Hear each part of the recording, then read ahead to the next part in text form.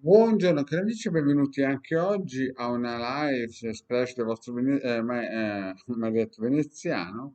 Oggi parleremo di questo circuito, che è un circuito che il De Gara Maledetto Veneziano usano da parecchio tempo per allontanare e per portare alcune richieste noi lo potremmo chiamare Ecate, ma con questo circuito ci agganciamo all'egregore della Ecate. Ma chi era questa Ecate?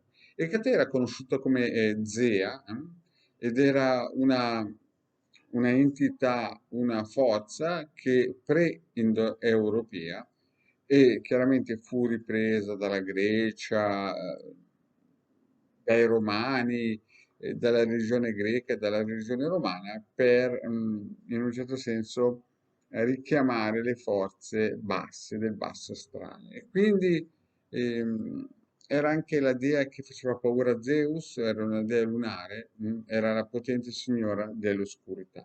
E quindi quando si usa questo circuito, quando si vuole aggrapparsi all'egregora del basso astrale, eh, delle forze lunari. In altre parole, quando si vuole allontanare, quando si vuole, in un certo senso, dare un là a certe situazioni difficili. Quindi, chiaro che è un circuito pesante, è un circuito che non si può utilizzare facilmente, cioè con leggerezza, proprio perché è indicato per richiamare questa egregora di questa Ecate, che è antichissima, è pre-indoeuropea, quindi avrà come minimo 20.000 anni. Questo è un simbolo, un sigillo che cerca di aggrapparsi a queste forze oscure.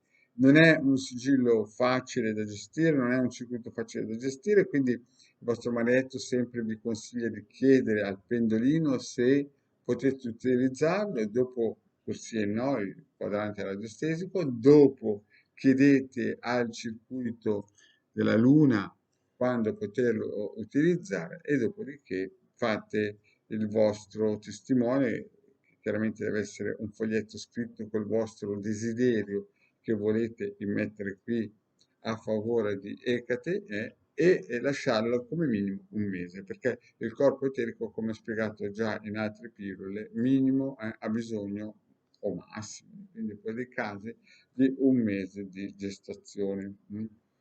Chiaramente Ecate è praticamente il corrispettivo del nostro Lucifero, mm, per quanto riguarda la religione di Stato che abbiamo attualmente, e quindi può essere in un certo senso frainteso, perché chiaramente Lucifero ha una doppia faccia e lo stesso Ecate. Quindi dovete pensare che utilizzare questo circuito bisogna utilizzarlo con i dovuti modi, per le dovute situazioni. Se sono situazioni difficili, allora si usa Ecate. Ho già fatto altri video in cui spiego altri circuiti, ma questo è un circuito importante proprio perché si va a toccare una divinità mitologica, diciamo così, però l'egregore è fortissima perché ha come minimo 20.000 anni, è ancora prima di Atlantide e via dicendo. Quindi, cosa vi posso consigliare? Utilizzatelo solamente in momenti in cui avete, non so, un vicino molesto, non so io, qualcosa di veramente pesante, qualcuno che vi dà noia, una causa in tribunale, ecco. Chiaramente prima di utilizzare questo mettetevi sotto le protezioni adeguate, tipo la croce cosmica e via dicendo. Comunque continuate a guardare le pillole a vostro marito veneziano e mi raccomando, trovate questo circuito nell'ebook gratuito nel sito del capitano, i link sono sotto qui in descrizione.